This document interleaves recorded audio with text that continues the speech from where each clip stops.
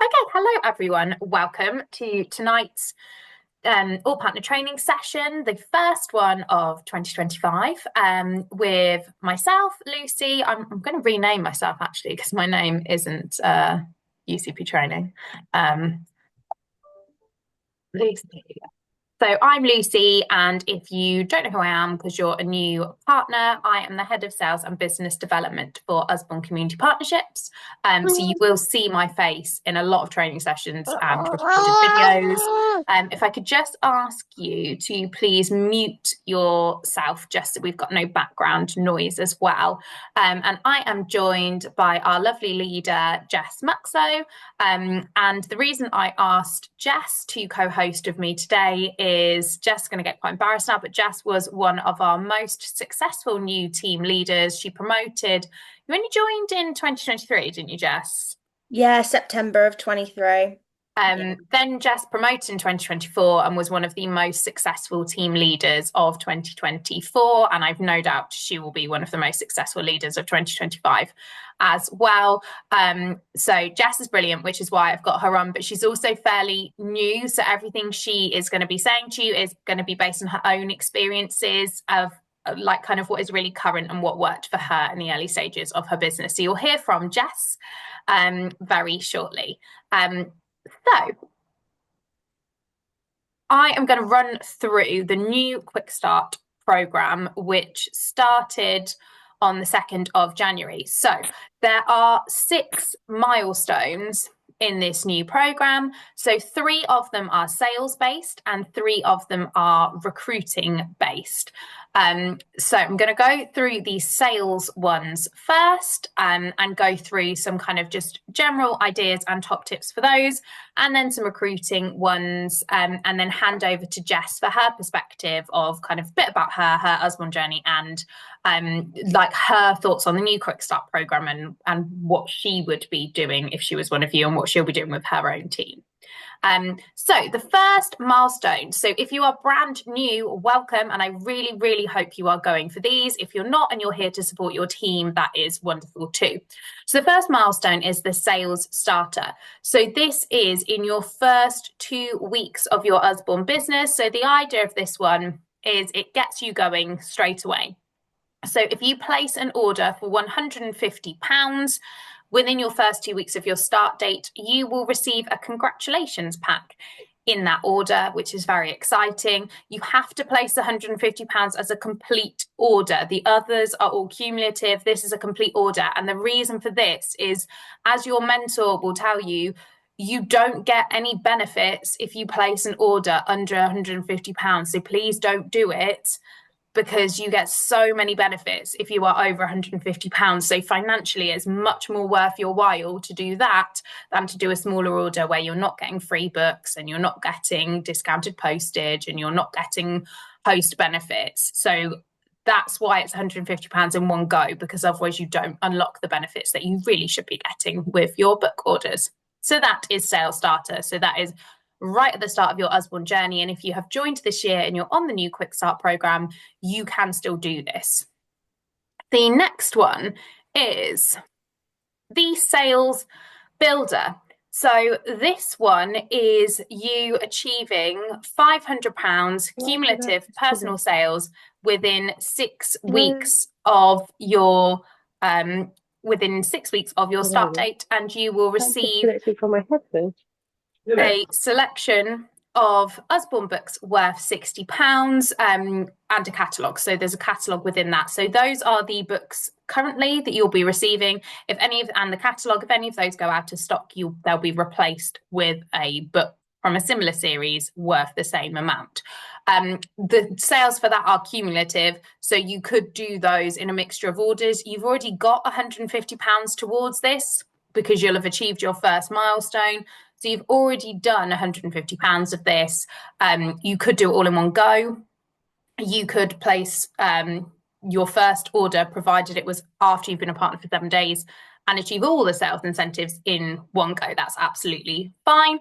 But very exciting to receive these extra books, which are more books for you to take to your events and take orders from or sell. So again, these are things that you should be getting, and you should be aiming for your in your business, because why wouldn't you? Because it's extra things for you to sell, extra bonuses for you to earn. And the final one is Sales Champion. So this is in your first 10 weeks of being an independent Usborne partner. And this is if you achieve £1,000 in cumulative sales, you will receive a refund into your Usborne account for the cost of your starter kit, excluding the postage. So again, why wouldn't you want to do this? Because that means you will have started your business for free. So that is Sales Champion. And again, if you've achieved the 2 milestones before that, you are already part of the way there. And as your mentor will tell you, you could do £1,000 in one go if you had a really good school event or sponsored look for a book or any of those things. It is entirely possible to achieve all 3 milestones from one event. So I then looked at, if you achieved all your sales milestones, aside from the prizes, what are you getting in general? So you are also getting £200 to £240 in commission. The difference is if you place a school order, which is likely to be much higher value, you would earn 20% commission, so £200. If you are placing an order that is not a school order, the commission is 24%, so you would earn more on that order. You have your £48 that's refunded to your account. You'd get some point of sales items to use with your customers. So it might be nice to kind of support customer loyalty by thanking your customers for their orders with the nice postcards that you'll be getting, or giving out bookmarks at some of your events. You would have an extra £60 worth of extra books to sell. So actually, you could then get even more commission because you'd have more books to sell to earn more commission. You would have membership to the 250 Club, which if you don't know what that is, ask your mentor, or there's a blog about it on Tools and Downloads, because you definitely should be aiming to achieve that fun incentive each month. You would have 1,000 points towards the travel incentive. So the destination for 2026 has not yet been revealed. It's being revealed at Community Fest, which is very exciting. But if you achieved all those milestones, you'd have 1,000 points towards that, which is also super exciting. And so much more in terms of free books, host books, other benefits that you might receive. So it is well worth you aiming for them because of all the things you will achieve as a result. And if you have targets in mind for your business, then this program is a great way for you to start achieving those targets. So Jess will go through ideas with you, but this was literally off the top of my head of all the different things you could do for early sales. And again, this is something you should be working through with your mentor if you are new. It's really important that you identify with your mentor like what you want to earn ideally, what time you've got available for your business, and what realistically you could do. So which hours could you work? Is it that you can do events but only at the weekend? Or is it that you could do one event a month? Or that actually you need to mainly work online, so you need to work out a strategy for that. So you could do a launch party with your family and friends. I would suggest they're not going to be your best customers. And I think every partner on this call that has been a partner for a while will tell you your friends and family are not going to be your best customers, but they definitely could be your first customers. Baby and toddler groups, really quick and easy to book into and set up. Oh, that's gone back. Look for books. These are sponsored events where you work with local businesses to fundraise for books, and then you hide the books in your local community so that children can find a book, take it home, and then either keep it, or once they finish reading it, they can hide it again for another child to find, which is a lovely way to grow your name in your local community and get a good customer base as well. You could do sponsored reads or sponsored listens with schools or nurseries where children are sponsored to read or listen to stories, and then their setting gets to use the money to buy books for all the children to share and enjoy. You could do a collaboration with other local businesses if you are like me and you live in a village and there's a local cafe or a local restaurant or an independent pub or whatever it might be that you could work with to pop up there with your books once a month. You could do borrow boxes. So if you work in an office or you've got contacts of friends who work in offices or schools or wherever it might be, leave a box of books in the office. People can have a look at them and then order those books with you that they like. You could organise a book club. January is a great time for that. When it's cold, it's this really cheap New Year's resolution for people to join a book club and pay for a fiction book every month from you. It costs them less than £10. People might want to stock up on gifts, particularly if their child's in reception. My daughter's in year 1. I know last year we had an excessive amount of birthday parties that I had to buy presents for. So people are always looking for something, and you're selling children's books. There's always a reason why someone might want them. And the final one that will be no use to you if you're watching this back in June, but if you are watching this live now or you're watching it back in January, use the January sale. You don't have to have customers for those books. You can get £150, spend £150. You could end up with £300 of books with the RRP price. You don't have to sell the sale books at the sale prices.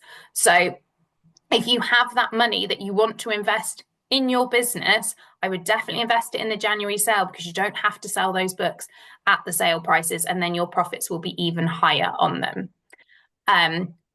And some general sales tips. I've said this lots of times already, and this is use your mentor. It is their job to support and to help you.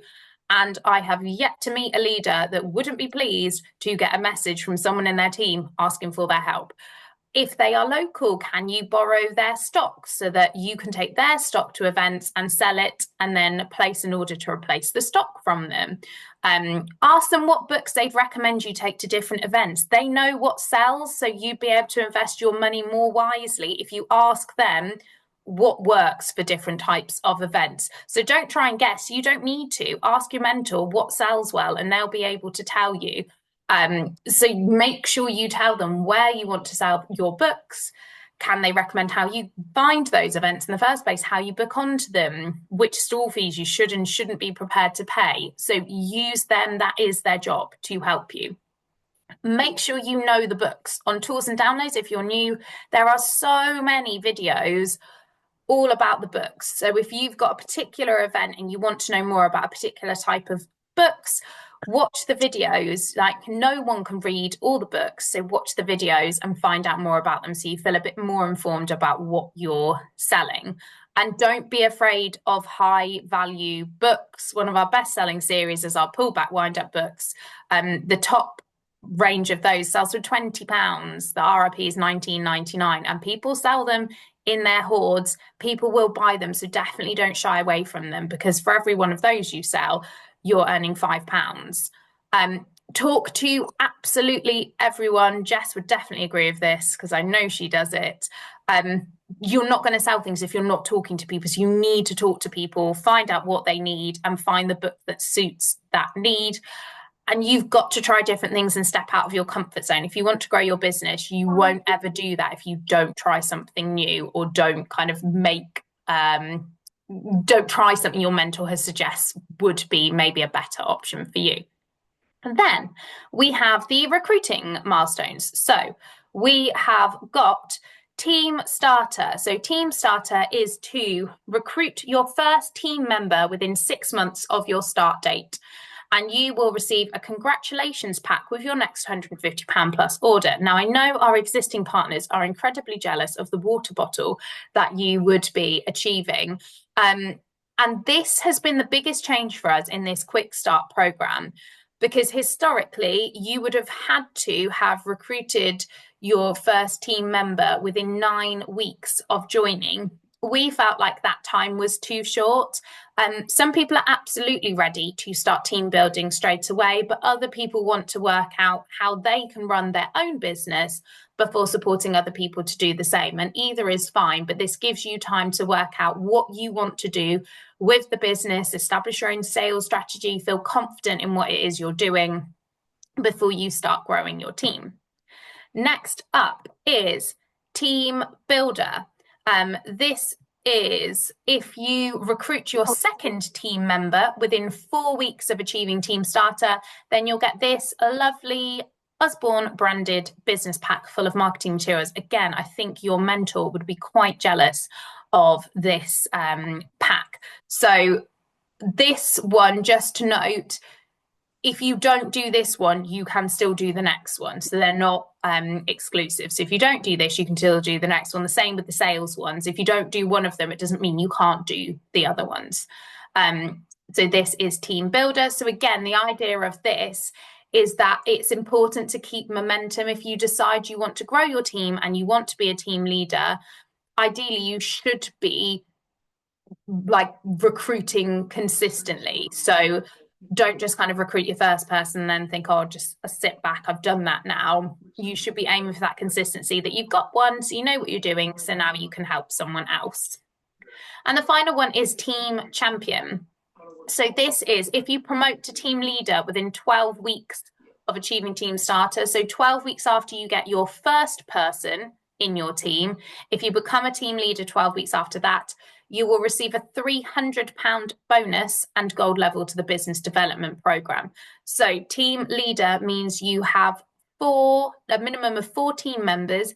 Each of those team members has to have placed a £150 plus order. You have to have placed a £300 order, and your team have to have total sales of £1,800.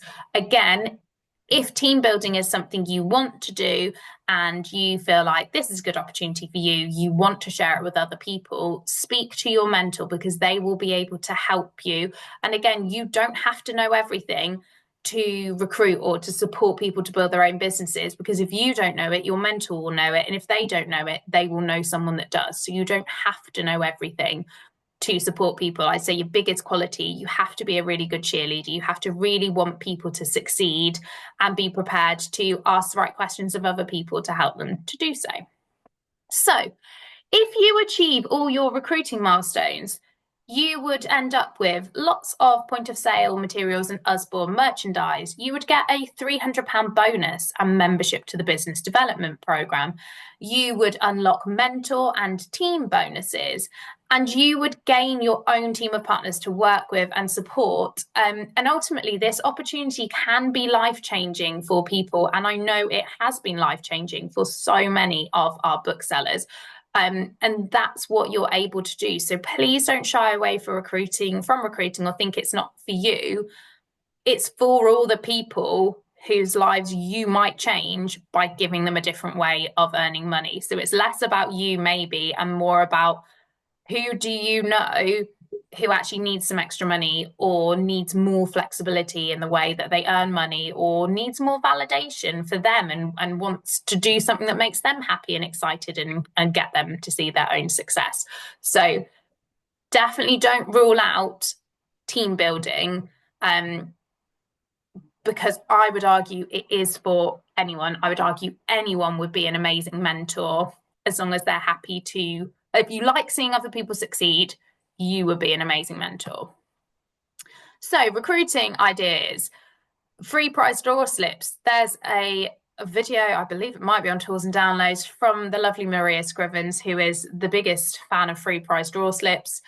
But you never know who might be looking for the opportunity. And it doesn't take a minute, Ali Bennett's very good at this, to just get someone at your event to fill it out. They could win £100 of free books. Someone does every month. You never know who might be looking for this opportunity. And it's really easy to think someone won't be interested when in fact they would be. Have a recruiting poster up at every single event. Again, if people don't know they can do what you do, they won't do what you do. Your friends, your relatives, people you know in general, you don't know that they won't be interested in the opportunity. If they're not, it's absolutely fine. It doesn't matter at all. But if you don't tell them they could do what you do, or at least tell them what it is that you do, you don't know whether they would be interested or not. Baby and toddler groups. I know Jess was talking to someone just the other week at a baby and toddler group that was interested in what she did. These are amazing places because you have your target audience there of people who maybe want to earn money more flexibly now they have children, maybe are short on money because they're on maternity leave and they're down to statutory pay and could really do with earning some extra money. you are likely to find someone who is interested if they know that they could do what you do. If you have your own Facebook group, a business Facebook group, your customer base, don't rule them out. You're not annoying them by sharing with them they could do what you do, as long as you're not doing it every day. You never know who on your customer base this might work for too. Local Facebook groups are another example of places that people have got new team members. But again, as I keep saying, your mentor is the best person that you could talk to. So, whatever your goals are, talk to them and be open minded about how they suggest you achieve them. So, top recruiting trips. Talk to absolutely everyone. Remember, you are solving people's problems. If they don't want to join your team, they won't join your team, and that's absolutely fine. You're not pestering people, you're not bothering people, you're just listening to what they need and potentially offering them a solution. Talk about what you do. So, why you love it, the fact others people can do it too, and don't overthink it. If someone doesn't want to join your team, that's absolutely fine. It just means it's not right for them. It doesn't mean it's not right for everyone else, but don't assume someone won't want to do what you do. And if they don't, that doesn't matter. And follow up. This is the biggest one. I think people get deflated because people ignore them. Loads of people will ignore you. It doesn't mean they're not interested. It just means they're not interested right now. But by following up when they are interested, you will be in their inbox and top of their agenda. If they've not read your message, again, it doesn't mean they're not interested. It probably just means they're busy and they're not interested right now. But it is that follow up that will get them when they are ready to see that what you're offering is what they want. And now over to Jess. Hi. Okay. What to try and remember what you want me to talk about now. Uh, Can you start by sharing a bit about your journey, Jess, and then kind of how you started? Because you did achieve some of the old QuickStart program, didn't you? mhm. And kind of what you're going to be doing with your team to support them to achieve this, and what you would be doing to hit those sales milestones. Okay. So I joined in September of 23. Freya, my daughter, was 6 months old at the time, and I was absolutely in the trenches of feeding, being up all night, changing, and not leaving the house. And it was just a killer. I'd lost who I was as Jess, and I was just mum. Um, and then I went to Moo Music, a baby class that probably loads of people have been to if you're in the UK. And it was one of those things that you take the little ones to, and there's music and everything. And Emily was there with her books. And I literally walked in, and my mum was with me, and she looked at me and she goes, "Oh, you love books. You'd love to do something like that." And I looked at her and I was like, "Yeah, right, okay. I've got enough on my plate. Like I've got a newborn screaming child." Um, by that evening, I'd signed up. Um, it just got stuck in my head, and I was that interested and that buzzing about it that I messaged my partner at work and I was like, "I think I'm gonna do this." And he was like, "Yeah, okay then, have fun." Like not thinking much of it. And now that tiny little not thinking much of it paid the bills last month, which is absolutely insane. So I started my business with baby and toddler groups. So I went to baby sensory as well as Moo Music with Freya. And because my mum comes everywhere with me, bless her, we sort of got talking to the girl who did baby sensory, and I said, "Oh, well, I've started doing this book thing. I'm not sure if it's going to be a big deal." And she goes, "Oh, yeah, you can have a pop-up." And that was my first pop-up shop. And I did Tuesday, Wednesday, Thursday, Friday, um, with my starter kit and the catalogue, and came away with over £600 worth of orders. It was absolutely insane. And I was like, "Oh, okay, this could actually be something more than what I thought it was going to be." At this point, Emily, bless her, was messaging me and saying, "You need to start recruiting because you're in all these baby groups and there's loads of other mums that are just like you." And I was like, "Nope, not recruiting. No way. I can't do it. I don't have a clue what I'm doing myself, never mind helping others." So I pushed it off. Come January, our team had a meeting, and luckily it was only about 20 minutes from where I live, so I was quite happy to go along. It wasn't too daunting. And it was at that meeting that I met Mel Mitchell and Sarah Higgs and Stacey Scott and lots of other amazing leaders who have been doing this a hell of a lot longer than me. And I sort of sat there and I went, okay, I'm in a decent place with this. If I'm gonna take it seriously, let's take it seriously. Let's recruit. By the end of January, I had my first teamie, and by March, I had promoted to TL, and I have qualified as TL every month since, which is massive. I'm told that's not normal. Um, it was a non-negotiable. It was like, well, once you've done it, you might as well stick at it. Um, and I slowly built my business carrying on with recruiting.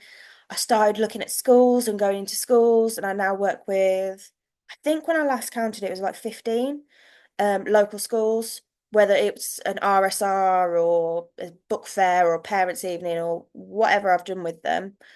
Um, Last year I did a massive Ready Steady Read that got the school over £4,000 worth of free books. So what started out as a simple conversation at a baby class with someone I'd never met before, while having a child on my hip and going, I can't do that, has turned into my full-time job that pays the bills, is helping to pay for a family holiday next year, and has made a massive difference to my life.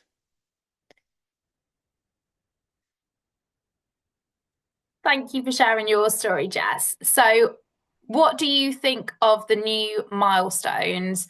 And if you then start with the sales ones, what do you think people can be doing as soon as they start to be achieving those? And then can you share the recruiting ones and where you would recommend people start growing their team and why you think everyone should grow their team and do it? So, the majority of people who join Usborne, I would say, have children or have children within their family. So the first thing that I was doing when I joined, as well as looking at pop-up shops, was messaging everyone I knew who had a child or was having a baby or knew someone that had a child, whether they had a niece or a grandchild, and I was recommending them books. So I was constantly chatting with my mentor and saying, okay, this person has a 5-year-old boy that loves dinosaurs. What shall I suggest for them to buy? Um, and I did that really targeting people and starting conversations up by saying, oh, how are you and the kids? How are they doing? And then finding out what that person was looking for. So a lot of the time they'd say, yeah, we're great.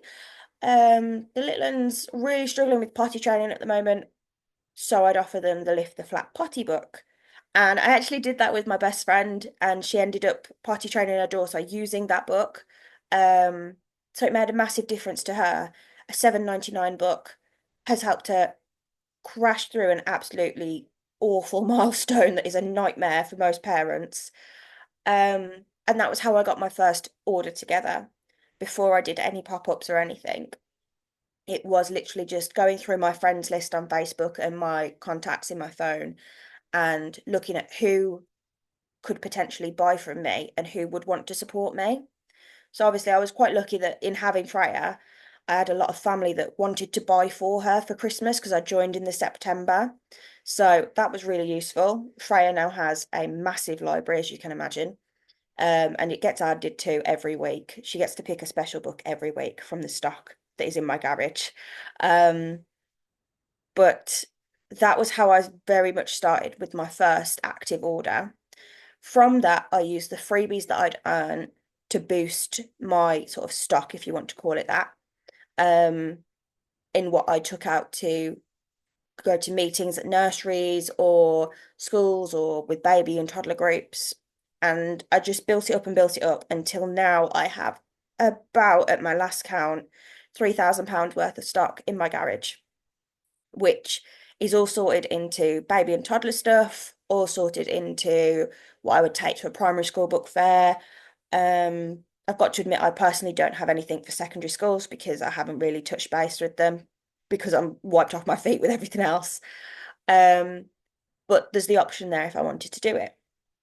So by building it up slowly like that and using the freebies from placing bulk orders, I was able to build up my stock, which I've then sold from stock at some events, which is so, so useful because you don't have to go back and try and deliver orders, especially if it's at a place where people are tending to be one-off. So maybe like a soft play centre or a craft store, something like that, where you're not necessarily going to be able to go back the next time and that exact person will be there, or you've got to go and find their address and do a delivery. And personally, I don't drive, or at least not yet. Fingers crossed for the 22nd of January, as that's when my test is. But I don't drive, so going and doing deliveries and things like that was a nightmare because it meant having to ask for help from family members, and I'm awful at asking for help. So I always tried to work my business in a way that I would maximize using the time that I had and the place that I had. So having that stock there that I'd built from placing the bulk orders, that I'd built from speaking to so many people, it all sort of added up and made things easier in the long run. And I think that's the best way to try and aim for those milestones. So the first one, I would have achieved that. I would have got the sales starter. I've got to try and remember the names now. The second one, I would have also achieved that because of the baby sensory pop-up that I did within the first 3 weeks. And then the third one, I'd touched over 2,000 within the first few weeks of being an Usborne partner just because I'd did the first baby sensory pop-up and they're a franchise, so they all talk to each other. So she spoke to somebody else who did it nearby and said, "Oh, Jess has been here, can she come and do yours?" And I went and did theirs next. So now I work with several different baby sensory franchises over the year, as well as Joe Jingles. They're sort of like my four main baby and toddler groups. And then I've got my 15 schools on top. So I have a rolling diary, which was the biggest takeaway I took from January training last year, to create a rolling diary. If you want to build this as a business and you are serious about doing this as an income, you need a rolling diary to be able to say, okay, I've got somewhat guaranteed income for X, Y, and Z months. So I know, sat here right now, I'm fully booked until the end of March, with bookings cropping up at random months on random days later into the year where people have already said, "Oh, can you come and do this event or that?"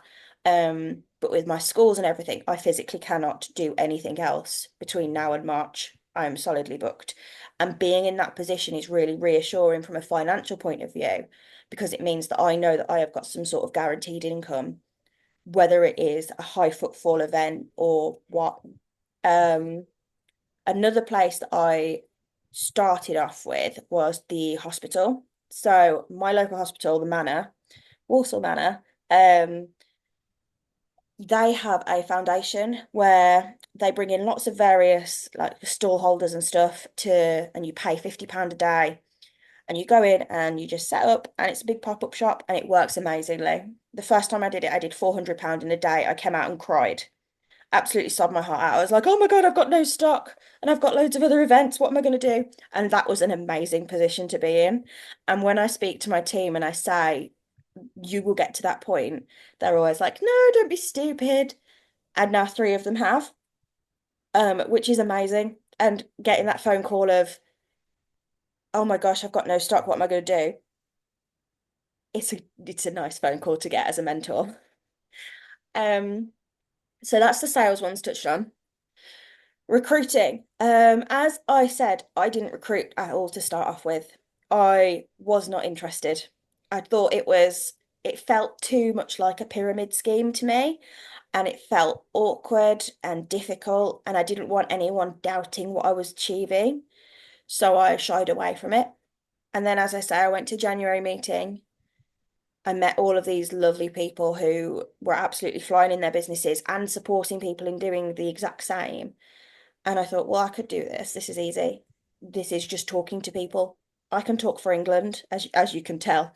Um, and it just made absolute sense. So I went away from January meeting, and 2 weeks later, I had my first teamie. And then 6 weeks later, I'd promoted. So it is absolutely doable. I recruited by using free prize draw slips, by chatting to everybody that came and had a look at books. And a lot of people, a lot of times, moms would come up and they'd say, "Oh, how have you even got into this?" And then I get to do the whole like, "And this is my story," which is quite nice, because they're always really interested and really shocked at how well it's gone. Because I say a lot of people think that these kinds of things aren't viable incomes, or that it's just, oh yeah, while you're on maternity leave. I've been off maternity leave for over a year. I'm not going back to a real job. This is my real job. And it is insane to be able to say that when someone says, "Oh, what do you do for a living?" I sell books to children. I go into schools and work with nurseries. I work in the local community. I work with local businesses. I help get schools help get schools get free books. I help get books into the hands of children.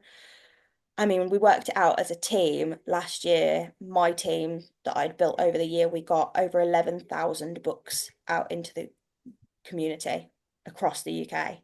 And that's just my team. That's not even looking at the division or every other leader's team, which is just absolutely insane. Um, and making that difference and being able to have other people help me make that difference is huge.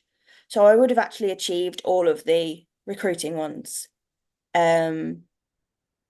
just because by the time that I'd actually got my head around being an Usborne partner, I'd got that motivation and I'd got the confidence to go to a meeting. I was ready to recruit and I was within that time frame. So I would have achieved all of the recruiting ones. I would have had the amazing water bottle that we were all very jealous of, and the runner, the table runner, and the lanyard. Um, as you can tell, we're all very motivated by Usborne merch. And I would have had the extra bonus as well. So when I promoted to team leader, the bonus was 150, which was great. It was amazing. It went towards what we needed it to go towards. However, that's now doubled. So the reward is even greater. Plus, once you've got the recruiting bug, it kind of bites and stays. So I did promote to team leader in the March, and I finished last year with 22, 20, 21, 22 on my team.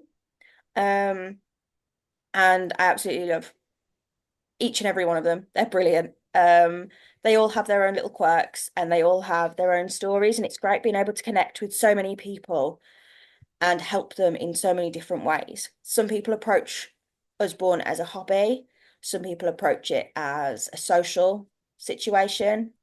A couple of my girls are mums on maternity leave and they don't have many baby groups around them.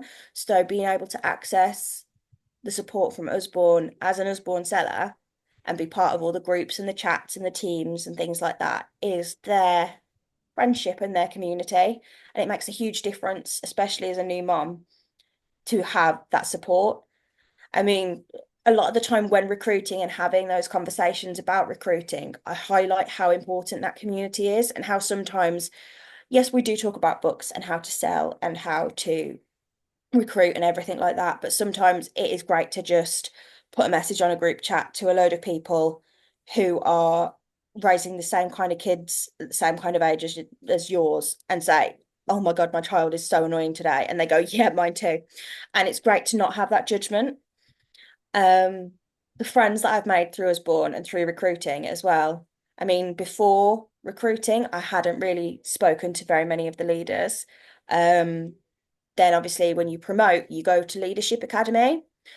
And I did that in the summer and I came away with loads of new friends, loads of people who were interested in who I am, were interested in my daily life and wanted to send me a message and check up on me and see what I was doing and how my business was going, and genuinely were happy when I was succeeding and were there to kick me up the bum when I was not and wanted to curl up in a ball and not do it anymore. Because we all have that moment where we feel so overwhelmed or so drained. I mean, personally, I had that moment a couple of days ago as well. Freya hadn't slept all night. I was exhausted. And I was just like, I feel like I'm at a brick wall. So I messaged Stacey and she read me the right act over the phone, told me to pick myself up and reminded me that I have just built a business in a year, which is insane, and that I should be proud of that. And that's made a huge difference to my mojo because I'm now back on it and ready to take over the world again as a book lady. And it's having that support and your mentors and all the other leaders, whether they're in your team or not, that makes the massive difference. So even if you are thinking of recruiting and you think, okay, I'm not too sure, even if you're not exactly close with your mentor or you struggle to connect with people who are in your team, there is that many of us that you are bound to run into somebody who has the same outlook as you. You're bound to click with someone who can actually say, no, it's fine, I'll support you and give you the kick up the bum that you need when you need it. And that's what makes us born so good. Thank you, Jess. If anyone's got any questions, please do put them in the chat. I guess my final question to you, Jess, is if someone is on this training session that has just started and is feeling overwhelmed by those milestones, what would you say to them about achieving them and how they could go about achieving them and how they could kind of break through that overwhelm and break them down? Take a step back and focus on one at a time. It can be really easy to fall into the trap of thinking, well, I've got to do the 150 to then do the 500 to then do the next thing to then recruit. Take 2 minutes and breathe. Work on one thing at a time. And once you've achieved that, move on to the next thing. And the way it's set up with the new milestones, you don't have to dwell on achieving the first one too much. You can achieve it, push it out the way, or you've got enough time to achieve it before moving on to the next one. You don't have to panic. With the old system, it was 3 weeks to get your first Yeah. 360. And that was really stressful, to be honest. I was panicky. And now looking back at it, I think, why were you panicking? Like, duh. Um, but it is overwhelming when you first join. And I mean, there's over 3,000 titles alone, and then you've got all the benefits of each book and who to aim it at, and that's just the book side of things. That's not even thinking about going out and actually selling and building your confidence and talking to people. So take it a step at a time. I mean, with my newbies, I tend to send out a workbook where you can figure out what time you've got to think about certain things. I'm very much a planner, very much organized. I say this, I'm really not. I try to be very much a planner and very much organized. Um, and being able to identify what time you've got, especially when you've got kids and other commitments, maybe it's another job, um, it's really important. So focus on one thing at a time, focus on one goal at a time, and then do that by sorry, Becky's comment has just completely thrown me. I've completely lost my train of thought. Um, nope, it's gone.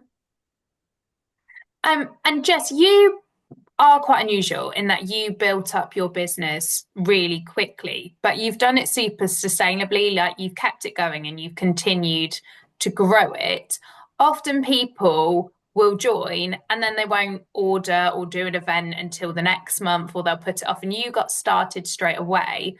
Why do you think it was, would you say it was the best thing you did, just getting going straight away?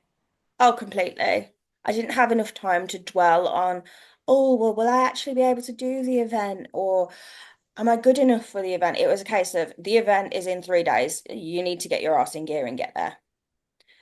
In the same kind of way as if you had got a new role in a job, you had your start date was in 2 days' time. Yes, you might spend those 2 days doubting yourself and thinking about whether you're going to be able to do it. But at the end of those 2 days, you've got to turn up for your new job, whether you like it or not. You can't just keep putting it off. That's your start date. So, in a way, I sort of forced myself to have a start date and to have continuous work days that forced me into the habit of, okay, let's not dwell on it. Let's just go and do the event. And then that event would either go well or not so well. Um, but either way, it was a learning curve. It taught me what to target, where to target, and when to do it as well. So Early in the month, great. Late in the month, great. Middle of the month, nobody's got any money. Nobody really wants to be spending. So that was my time to do admin bits and bobs and place orders and contact schools and things like that. Whereas I tend to focus my events either side at the start and at the end of the month so that I know that the people that tend to buy from me, who are obviously parents because they're buying for children, whether it's parents, grandparents, they've been paid at that point. So they have that disposable income available without thinking, okay, I've got to pay for next week's shopping and then I've got the phone bill because that's still 3 weeks away for them. I think that's such a good tip, actually, because it might not be that you had a bad event, but it might be that you did your event in the middle of the month and it wasn't that people didn't like your books. It wasn't that they weren't interested. It wasn't that, it wouldn't have been a good month if you'd done it 2 weeks later when people had just been paid. So I think that's Yeah, such a good absolutely. kind I of mean, I learning point. had events where I had people taking pictures of the books so that they could order them at a later date. And as easy as it is, I mean, we've all done it. We've all taken a picture of something and gone, yeah, yeah, I will order it. And we never get round to it because life gets in the way. Whereas if I'd gone 2 weeks later, I'd have bumped into the same people because they were at the same baby class, but they had the money that time on them to be able to go just beep the card, not think about it, and take away that book that they would have pictured and probably forgot to order 2 weeks earlier. So we've had a question from Catherine, which says, "Hi Jess, how do you get to events? When recruiting, I've come across people who say they can't join because they can't drive. And I will say it's not just Jess that can't drive. There are so many partners that are really successful that can't drive." So, I'm very lucky. I have a brilliant network. I have a great village. As everybody says, when you're raising kids, you have a village, of friends and family. So my mom does a lot of the heavy lifting for me. I say heavy lifting. She drives me here, there, and everywhere. Um, But when I am really stuck, I just get a taxi and then it comes out of my commission. Um, I keep accounts for my business, so I take my business quite seriously. Um, when speaking to others, they don't necessarily do that. But I keep track of what stock I've got. I keep track of what I've sold, where I've sold it, when I've sold it. So that, I mean, this year, when I go back and do my schools, I can look at my spreadsheet and say, okay, this school really liked adventure game books this last year. Since then, we've had a new one come out, so I'll make sure that I've got plenty of those in stock to take with me, and it informs all of my decisions along the way. So by doing that, I'm able to look at things like taxis and not necessarily buses, because getting on buses with books is a nightmare. But taxis and the cost of them, I can factor into my accounts and then say at the end of the month, okay, yes, it has come out of my commission, but I'm better off for it because as I went to that event, I did £200 in sales. So although that £6 in a taxi has come off my commission, that's gone towards my volume, it's gone towards my incentives, it's gone towards everything that I want to work towards in the long term. So that hit of a £6 taxi doesn't seem that much in retrospect. However, I am very much looking forward to being able to drive myself around um from hopefully the 22nd of January. Also, I know people that literally walk to events with a suitcase of books, or they Yeah, do we've get done that as on, well. and you've done that as well, or they do get on a Yeah. bus, or they do, like, nothing's impossible, is it, if you No, think I a live way across around the it? road from two schools. One of them had a summer fair this summer, well, last summer. Um, so I packed up my trolleys and my suitcases, and I got my other half to pull them 2 roads away. So, I mean, that is cheating. I did get him to pull them because they were really heavy and I didn't fancy pulling them. Um, but you do what you have to. If you were working in a job that required you to do that, you'd just get on with it. You wouldn't make excuses. And as much as you are your own boss in this, you kind of have to take a little bit of a hard stance with yourself and say, well, I wouldn't make excuses if somebody was bossing me around. It's a British thing that we just don't question management that often. We sort of go, okay, yeah, I've been told what to do, I'll go and do it. You're managing yourself effectively. So if you have the get up and go and you want to do it and you've got the motivation, you will do it. Please do keep popping your questions in if you've got any. I've got a question for you, Jess. And how Mhm. do you cope with rejection, either people not wanting to buy books from you or people not wanting to join your team, which people that are new might be worried about? Um, Honestly, sometimes I get a little bit emotional and a bit upset, and I think that's perfectly okay to do. It's the kind of job where you are putting your heart and soul into the world and sort of hoping that it likes you back, and that's not always going to be the case. I mean, I've been on stalls where I've had people come up and go, £10 for a book. And you go, yeah, but it's a really good book. And at first, I'd find myself making excuses and being like, yeah, I only sell them, I don't make the prices.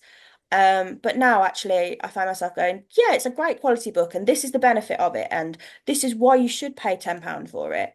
And just showing that I'm so confident in what I am doing that their flyaway comment and of £10 per book doesn't hit as hard. I still have days where somebody saying, no, I don't want to join, or no, I'm not going to buy from you, does hurt. And there are days where it does knock you back, but that is when you fall back on the people who are in your team to support you. You fall back on your mentors because we've all been there. We've all had the day where nobody's really bought anything and you feel a bit crap.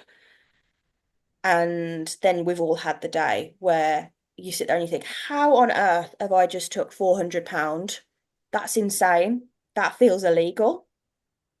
I mean, when I had the phone call from the primary school to say that they'd raised £2,500 in a Ready Steady Read, when all I'd done is provide them with some emails, templates, and an assembly, I felt like I'd cheated the system. I was like, how have I just earned £500 odd in commission by not doing anything?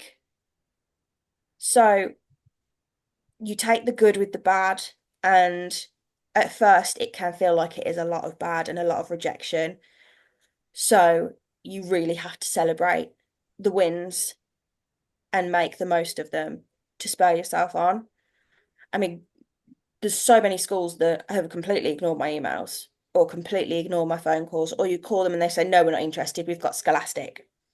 Um, and there's so many coping mechanisms for it. I mean, there's so much training on how to deal with that sort of situation and how to bounce back quickly that you end up building a tolerance, and that's in the long run, it works really well. And what do you think changed your mind about recruiting? Like, why would you say you think people should recruit, even if they don't think they should? Why would you say it's been a positive experience for you? I saw the friendships formed between people, and I mean, I was very much at that stage. I would sit back and be very quiet and just watch the room. But I saw people from all over the country meeting up and saying, "Oh, how are the kids?" And "Oh, they're this age now." And "What have you been doing?" And "I saw you've done this." And "Isn't this amazing?" And "Do you remember when we went and did that together?" And I sat there and I thought, I want that.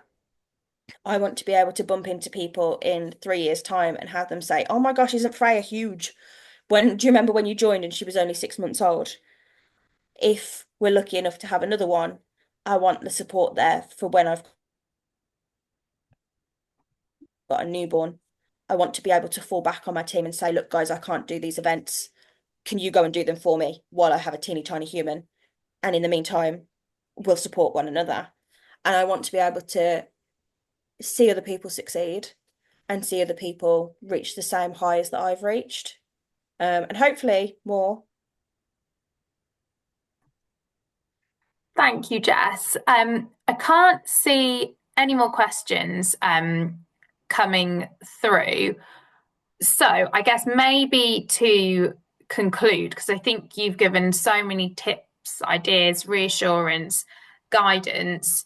Um, what would be the final thing you would say to someone who has just joined about their Usborne journey and their business? What's like the one thing you would say to someone who's just joined? Make the most of it and enjoy it. You'll never get those first few weeks back. And it is almost like being a first time parent. You don't realize what you've got.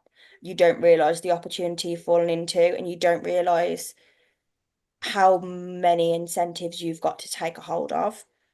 So take advantage of that. Take advantage of the people that you are in a team with. Use their knowledge, use their expertise, talk to everybody, book phone calls in with your mentors, do video chats, jump on every training that you can, watch them back. If you're going to invest £48 into something, you need to be investing your time as well. And if you're here on the Zoom or you're watching the Zoom back, clearly you're in a position where you want to invest that time. You deserve the respect that the business will give you. And then in return, it works vice versa. Thank you, Jess. I'm going to stop recording.